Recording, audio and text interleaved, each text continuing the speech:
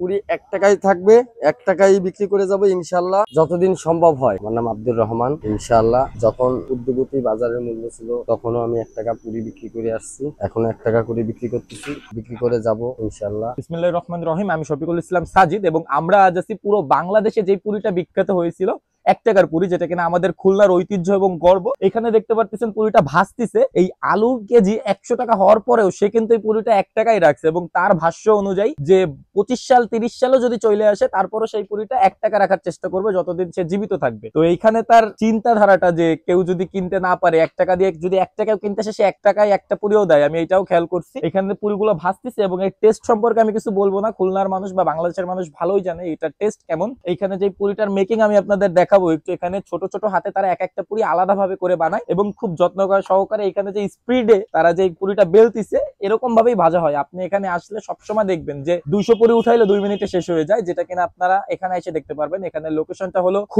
খুলনা নগরের পৌরসভা মোড়ের একদম মোড়ের পর আসলে আপনি যদি জিজ্ঞাসা করেন আপনাকে হাত ধরে এই দোকানেও নিয়ে আসবে মানুষজন। ধন্যবাদ, আসসালামু আলাইকুম, দেখা হবে পরবর্তী আরেক ভিডিও।